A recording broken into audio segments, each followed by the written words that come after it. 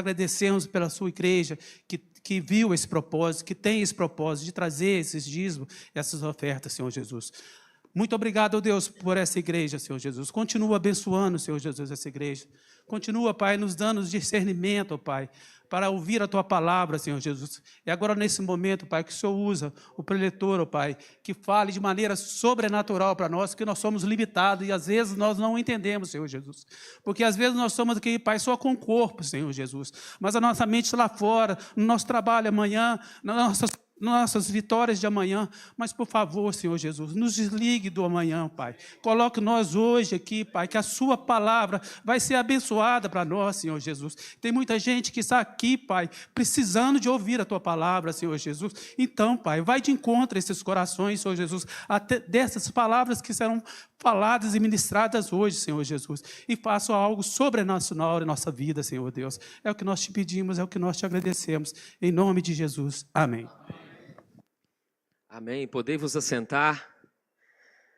Louvado seja Deus por cada canção que tivemos a oportunidade de entoar juntos. Louvado seja o Senhor por cada oração feita.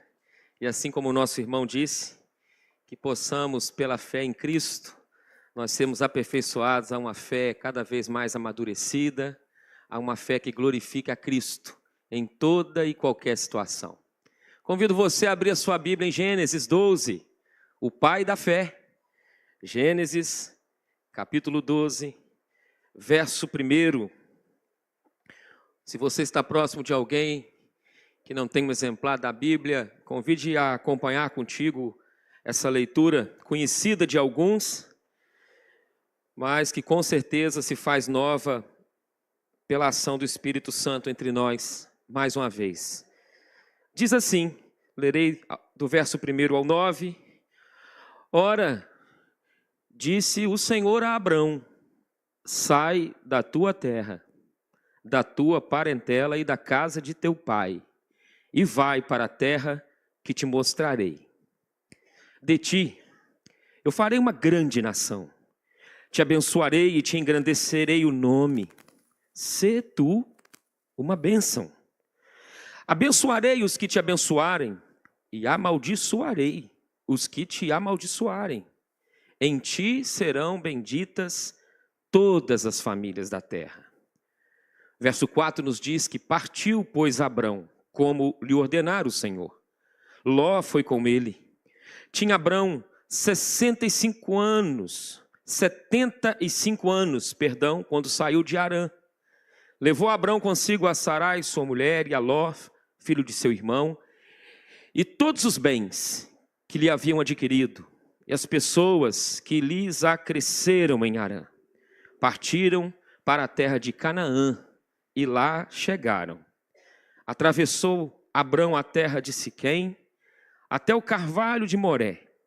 Nesse tempo, os cananeus habitavam essa terra.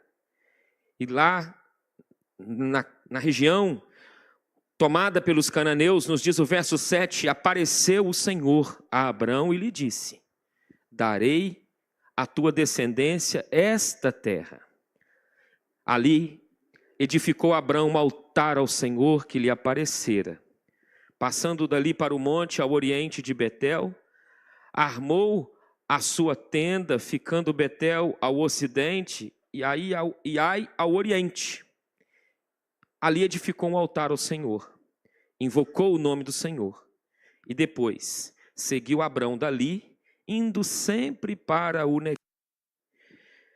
Somente até aqui a leitura, vamos orar mais uma vez. Senhor amado, obrigado por tudo que o Senhor tem nos instruído nessa noite, nesse primeiro dia da semana. Rogamos mais uma vez a graça de sermos iluminados pelo Espírito do Senhor. Rogamos a concentração necessária, como bem orou nosso irmão agora há pouco. Que o Senhor nos livre das distrações e que os nossos corações possam, ó Pai, ser realmente uma terra fértil para a semente do Teu Evangelho.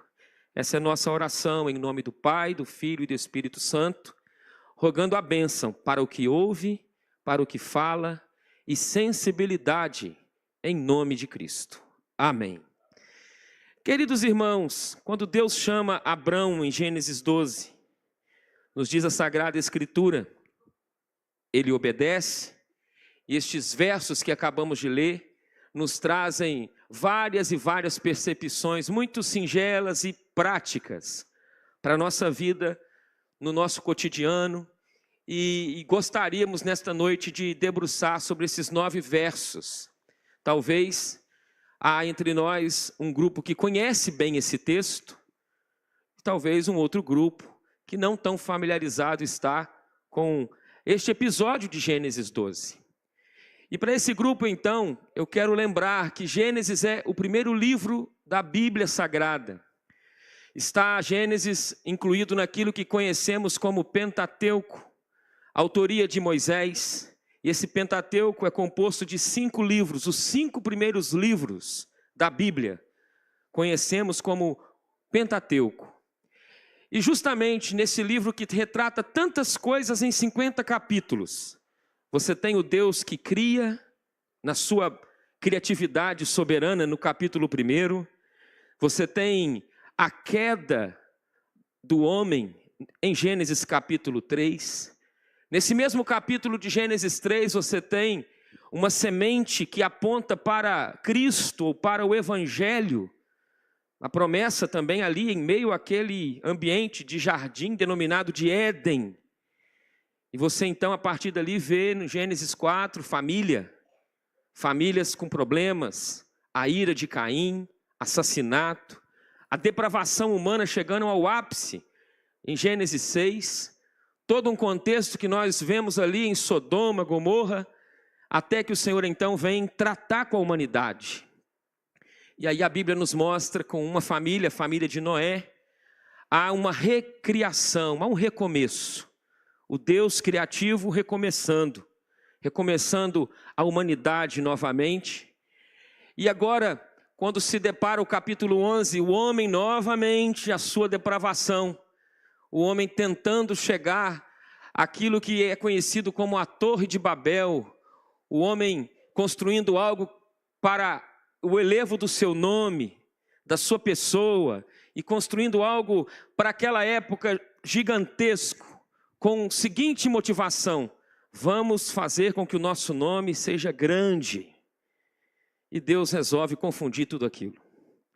Porque Deus assim faz, de vez em quando, Ele leva a mim e a você algumas confusões. Mas na sua graça, Deus em meio às nossas confusões, Ele adentra também com restauração. E Abrão, o seu nome significa pai exaltado. É um adorador da lua. Ele nasce num contexto de idolatria, segundo Josué capítulo 24. Você pode em casa ler. Está dito lá em Josué capítulo 24, a partir do verso 1, 2, o que este Abrão adorava. Ele era juntamente com seus familiares idólatras, numa região idólatra, conhecida como a Mesopotâmia. E ali está Abrão. E o Senhor resolve chamar essa família, para fazer dessa família uma família que vai realmente ser usada na história e que Cristo vai vir dessa família. Conhecido por nós hoje, quando olhamos para Abrão como o pai da fé, quando olhamos para Cristo nos evangelhos, o filho de Abraão. Quando vemos Gálatas, capítulo 3, as obras do homem e ao mesmo tempo a graça de Deus, o Senhor usando Paulo para mostrar que de Abrão, essa descendência carne em Ismael e essa descendência em espírito em Israel, ela é uma realidade. Aí você vê que Cristo está em meio a essa genealogia, e tudo isso começa nessa história que eu denomino a coragem de sair sem saber para onde. E isso me lembra a história da independência do Brasil. Como, pastor? Em 1822, o Brasil ainda era dependente de Portugal. Permanecer ligado à metrópole dava certa segurança, mas impedia a nação brasileira de crescer. E foi então que a grande maioria que sabe que Dom Pedro I declarou às margens do Ipiranga, o riacho naquela época, independência ou morte. E esse episódio aconteceu na hoje São Paulo, às margens desse riacho, que tem hoje o bairro ali do Ipiranga, e há até um museu muito belo ali. E era 7 de setembro de 1822. Uma decisão que marcou um rompimento muito necessário para que o Brasil tivesse uma identidade própria e um futuro novo.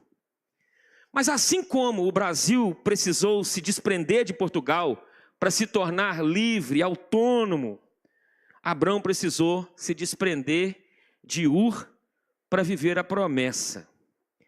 Se desprender, inclusive, dos seus parentes para viver a promessa de Deus. E eu estou aqui diante de uma comunidade de fé que também tem os seus desafios com relação ao desprender-se de algumas coisas. Aquele grito do Ipiranga fez nascer uma nação terrena, que nós fazemos parte. Mas o chamado de Deus para Abrão fez nascer uma nação espiritual. E essa nação espiritual, ela inicia com esse homem de 75 anos, um ancião, e sua esposa, Sarai, com esse nome na época, de 65. 10 anos de diferença. E esse casal resolve então dar um passo de obediência a Deus. E o que esse casal me ensina hoje, cristão, nascido na nação brasileira, carente de volta e meia os toques divinos para desprender de alguma coisa? O que isso me ensina? Eu aprendo quando olho para a biografia de Abrão, esse homem que viveu 100 anos, de 175. 75 numa idolatria, adorando a lua e buscando nos astros aquilo que só encontra-se no eterno, no sagrado. Agora, com 75, ele ouve a voz do Senhor por uma segunda vez.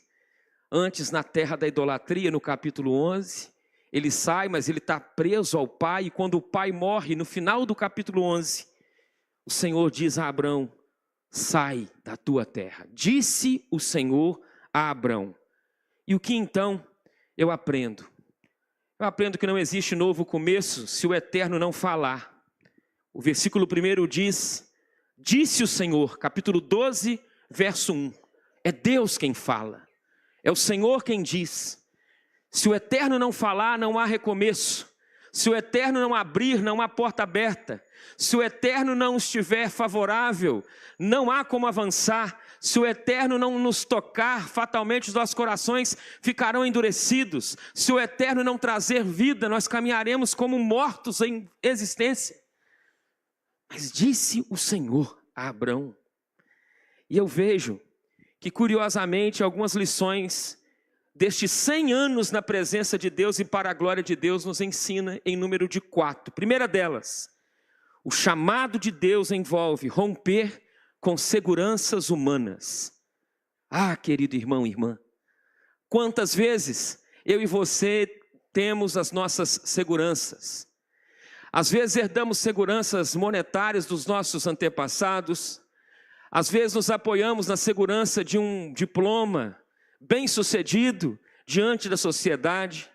Às vezes na juventude temos a segurança de olhar no espelho e vermos que estamos caminhando bem, saudável.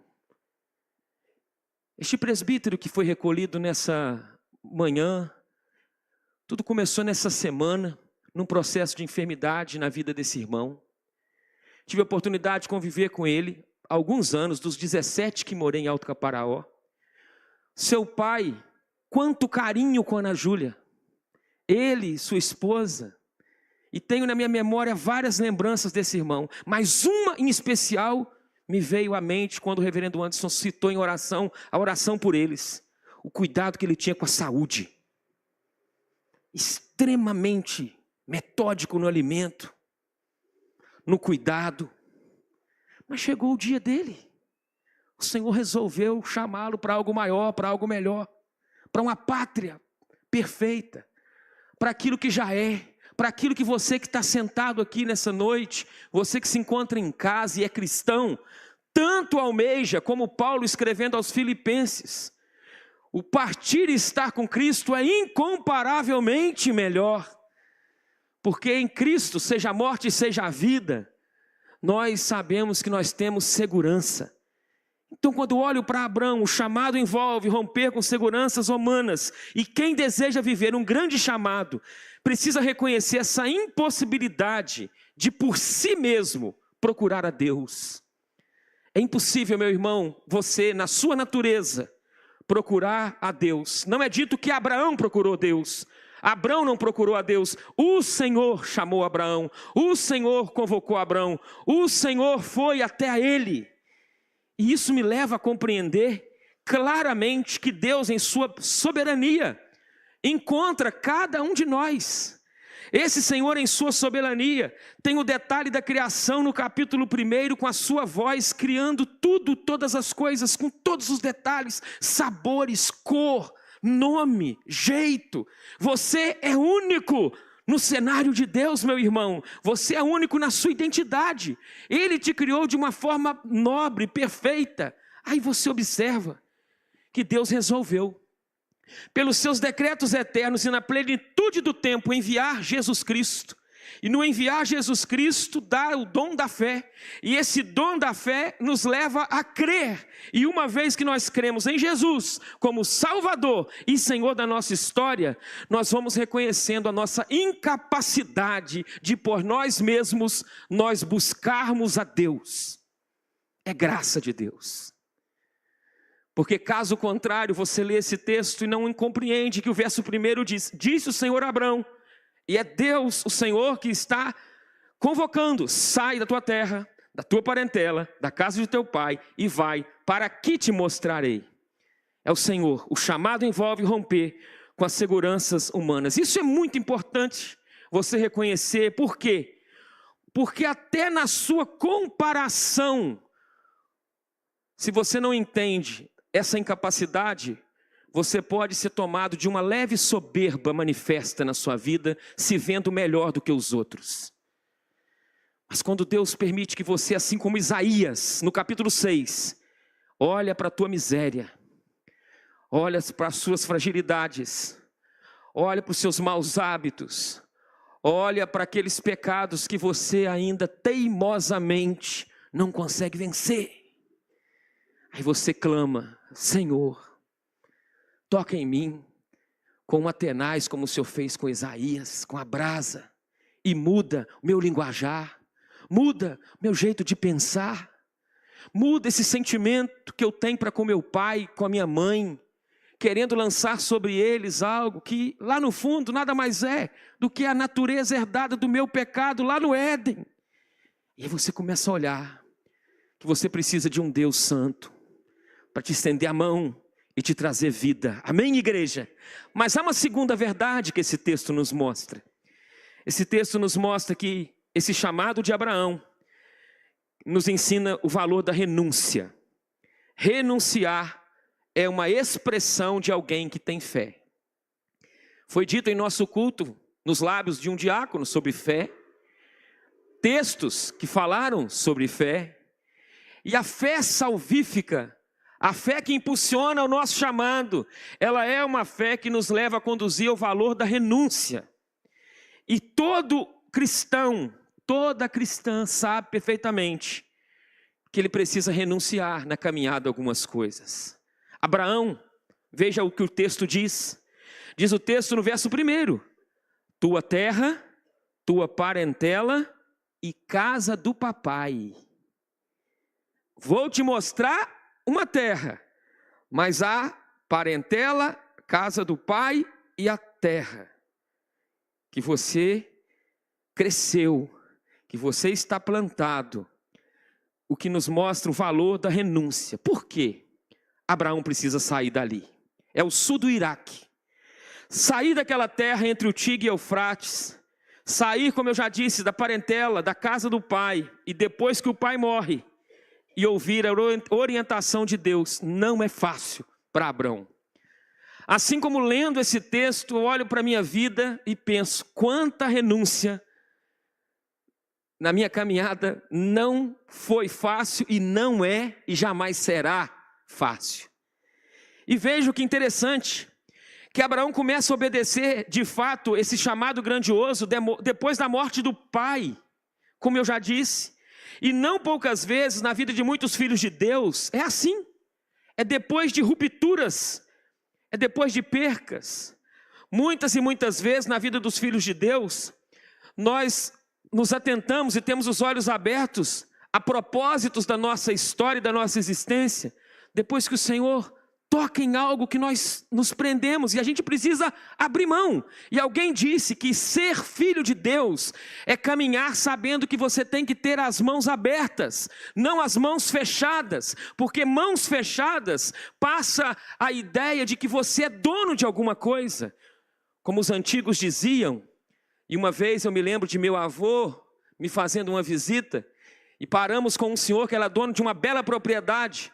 E meu avô falou assim para ele: isso tudo aqui é seu? E aquele senhor disse para meu avô: não, eu sou apenas um administrador.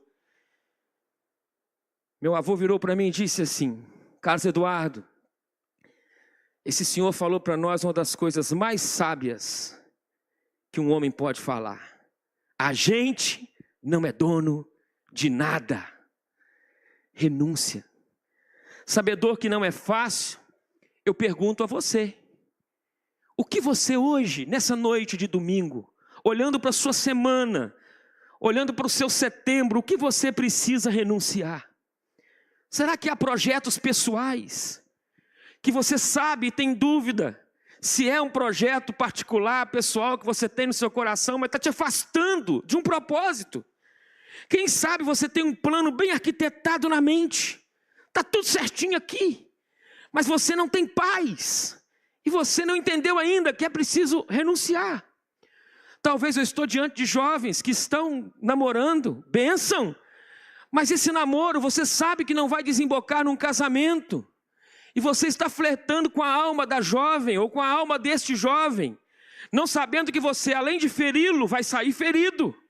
E curiosamente, quem sabe é tempo de romper, de renunciar. Quem sabe entre nós aquela fala do próprio Cristo, chamando entre si a multidão com seus discípulos e dizendo a eles: se alguém quiser vir após mim, negue-se a si mesmo, tome a sua cruz e siga-me. Porque assim como olhamos para Abraão e vemos o nosso discipulado a Cristo, a gente em Jesus precisa ganhar da parte dele disposição para compreender do valor da renúncia. Como um reformador no passado disse, de forma muito interessante: se Jesus é Deus, e Ele é, não existe sacrifício de grande demais para quem sabe que foi amado e que sem Ele o destino é um inferno. Porque assim como Abraão, todo ídolo do coração, Abraão tinha lua, Abraão tinha junto com a sua cultura várias imagens. E ele compreendeu, por uma graça, que todo ídolo do coração é uma terra que precisa ser abandonada. Mas o nosso coração continua a fabricar ídolos, como João Calvino disse. Eu me arrisco a dizer desse púlpito: não há Canaã, meus irmãos, sem ruptura com Ur dos caldeus. Não tem como ter Canaã sem ter renúncia. Guarde isso no seu coração. Mas há uma terceira verdade, a penúltima nessa noite. Eu aprendo que a fé não caminha no escuro. Você já caminhou no escuro? Me lembro quando criancinha, ia na casa dos meus bisavós, lá não tinha energia elétrica. Eu era de um contexto urbano, chegava lá, achava tudo muito estranho. Aqueles veladores. Era difícil. Medo, histórias de assombração. Curiosamente, gostava de ouvir os mais velhos conversando na sala e a gente tinha um hábito de não passar perto, em respeito. Mas à noite eu gostava de ouvir as histórias. Cada história, que eu não sei se aquilo era verdade, mas me levava a ir dormir do ladinho da minha bisavó. E era encantador, irmãos, mas escuro é um negócio diferente, né? E quando a gente pensa que a fé não caminha no escuro total, por quê?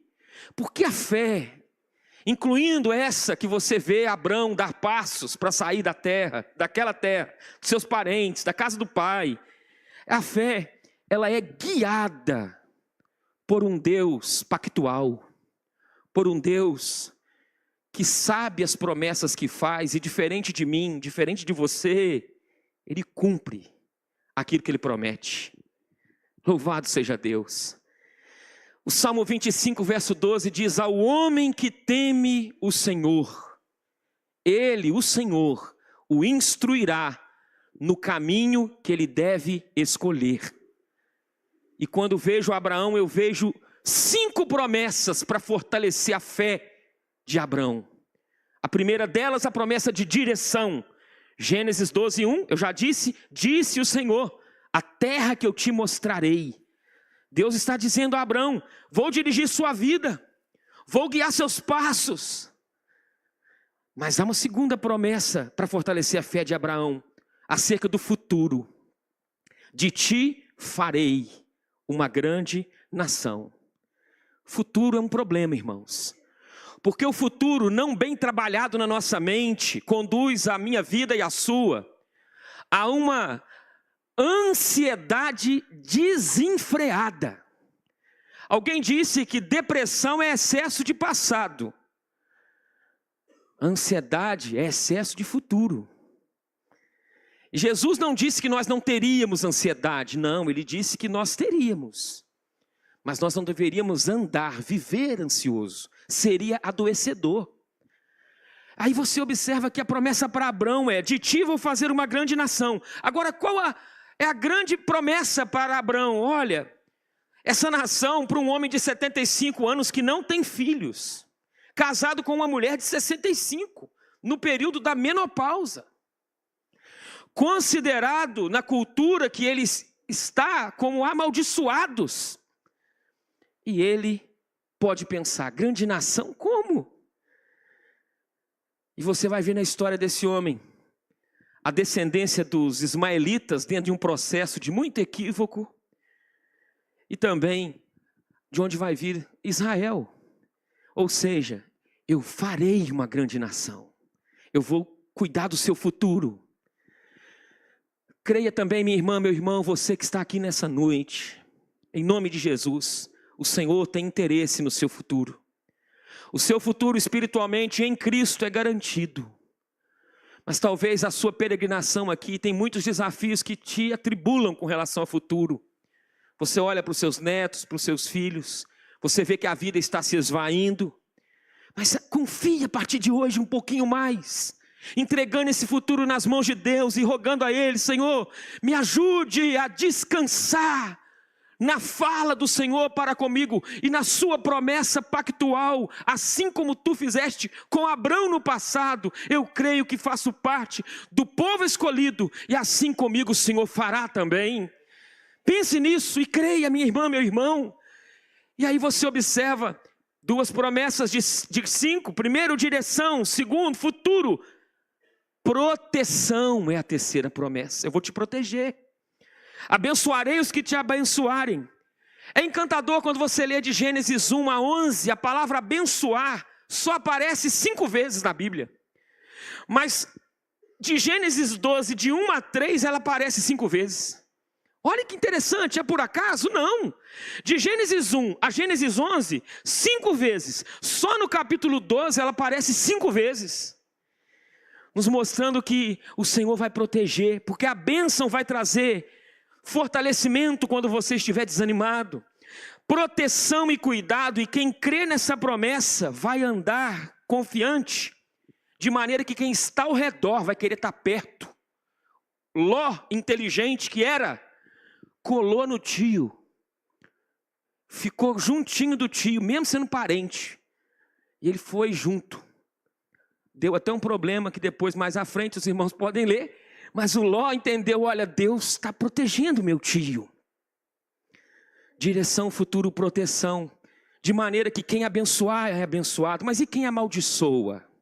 Inimigos no caminho, mesmo quando Abraão errou, mesmo quando ele mentiu para liderança da época acerca da sua esposa, falando que ela não era, que ela era uma mulher. Está no capítulo 12 mesmo, início do capítulo 12 mesmo, perdão. Você vai ver, ele mente, mesmo assim é dito: amaldiçoarei os que te amaldiçoarem. Mas a promessa de identidade: vou engrandecer o teu nome, quais são os nomes que a Bíblia dá para Abrão? Olha que interessante: pai de numerosas nações, confidente de Deus, profeta, príncipe de Deus, servo de Deus, Salmo 105:6, e amigo de Deus. Engrandecerei, Abraão, teu nome. Você vai ter identidade. Você vai ter o seu nome mudado de Abrão para Abraão, pai de uma multidão. E ele vai saindo agora para essa quinta promessa que o fortalece, que é a missão dele. Em ti serão benditas todas as famílias da terra. Ou seja, a bênção pessoal de Abraão é uma bênção para os outros. E essa bênção para os outros inclui nada mais, nada menos do que a pessoa de Jesus Cristo. Porque em Jesus, o cumprimento dessa promessa foi pleno, porque aqueles que creem em Jesus são chamados de filhos de Abraão. Mas o que isso é prático para você acerca de promessas? Você que está aqui nessa noite. Você é chamado a pensar nesse imperativo: sê tu uma bênção. E eu enumero algumas promessas que não são só para Abraão, mas é para ti e para mim. Primeira delas, você tem uma promessa acerca de salvação. Romanos 10:13. Todo aquele que invocar o nome do Senhor será salvo. Promessa. Você tem sobre você uma promessa de perdão dos seus pecados em Cristo. 1 João 1:9. Se confessarmos os nossos pecados, Ele é fiel e justo para perdoar os pecados e nos purificar de toda injustiça. Você tem sobre você uma bênção, uma promessa sobre as circunstâncias, seja ela qual for. Romanos 8:28, e sabemos todas as coisas contribuem para o bem daqueles que amam a Deus, daqueles que são chamados segundo o seu propósito. Você tem uma promessa de ser íntimo de Cristo, e sendo íntimo de Cristo, uma promessa na sua vida. Mateus 18:19-20, ide, fazei discípulos das nações, batizando-os em nome do Pai, do Filho e do Espírito Santo, ensinando-os a guardar todas as coisas que eu tenho mandado, e eis que eu estou convosco todos os dias, até a consumação do século. Quando você ouve uma palavra na escola dominical, num culto público, lá na sua casa, lendo a sua Bíblia, ouvindo a Bíblia no carro, no fone na academia, e essa palavra transforma o seu coração, tem uma promessa. Romanos 12:2, não sejam conformados com este mundo, sejam transformados no vosso entendimento, para que experimenteis qual seja a boa, agradável e perfeita vontade de Deus. Há uma promessa: se você renuncia e nega essas vontades que lutam na sua carne. Quando você observa Jesus dizendo aos seus discípulos: todo aquele que deixar casas, irmãos e irmãs, pai e mãe, mulher e filhos, terras, por amor de meu nome, vai receber 100 vezes tanto e herdará a vida eterna. Está preocupado com o sustento, meu irmão? Com relação à economia global, tem uma promessa para nós em Cristo. Salmo 37:25. Fui moço e agora sou velho, mas nunca vi desamparado o justo, nem a sua descendência mendigar o pão. E eu pergunto para o meu coração e para o teu: o que nós estamos fazendo com essas promessas? A gente tem sido canal de bênção, ou a gente está permitindo que essa promessa em nós, ela venha a simplesmente ficar no coração e na mente e não desfrutar dela? O que as pessoas dizem quando se relacionam com você? Que você é uma bênção? Ou tem pessoas que estão se esfriando na fé porque convivem contigo? Pela forma que você conduz o seu falar, o seu testemunho, a forma que você julga as pessoas diante delas. Pessoas estão sendo encorajadas a continuar seguindo Jesus, ou estão desanimando? Isso é sério, irmãos. Não viver para nós, mas viver para Cristo. Isso é ser uma bênção. E eu termino com a quarta verdade que esse texto me ensina: que quem crê responde com atitudes de obediência e adoração. Ele partiu, como o Senhor lhe ordenara. Mas às vezes você lê quando está dito aqui, verso 4, Ló foi com ele tinha 75 anos, está dito no verso 5, mulher, Ló, filho do irmão e os bens que ele havia adquirido. Talvez você tenha a ideia assim, Abraão saiu, só com a casa dele, colocou uns negocinhos nas costas e partiu. Colocou uma trouxinha de roupa e foi embora. Meu irmão, segundo a história, o clã de Abraão tinha a seu dispor nada mais nada menos do que 1000 pessoas. Já parou para pensar isso? Gente que depende, que está contigo. E ele tem que influenciar esses nesse caminho de obediência, rumo àquilo que Deus falou com ele. E diz o texto que eles partem. E a escritura é maravilhosa quando ela nos mostra que ele, ao obedecer, a primeira coisa que no meio do caminho ele faz, chegando na região dos inimigos, cananeus, mas é a região da promessa, é que ele, novamente, o verso 7 diz que o Senhor apareceu a ele, e nem sempre era assim. Deus não aparecia todo dia. Na vida de Abraão, teve uma época que demorou 13 anos para o Senhor falar com ele novamente. Já pensou? Aqui especificamente, apareceu o Senhor a Abraão e disse, e Abraão, quando o Senhor aparece, edifica um altar e adora e invoca o nome do Senhor. A gente aprende então que a reação de Abraão nos leva a entender que o chamado vem de Deus primeiro. A fé exige renúncia. As promessas de Deus nos sustentam, mas a obediência e a adoração vão ser respostas de quem crê. E isso tem que apontar para algo a mais, para Jesus Cristo, que superior a Abraão, deixou sua terra, deixou sua glória para cumprir a sua missão. Ele é a promessa encarnada, Cristo, e nele as famílias da terra são alcançadas com salvação. De maneira que a fé não é condicionada a você voltar para casa e dizer, eu vou imitar Abraão, ou Abrão. Não, mas olha para Jesus, autor e consumador da fé.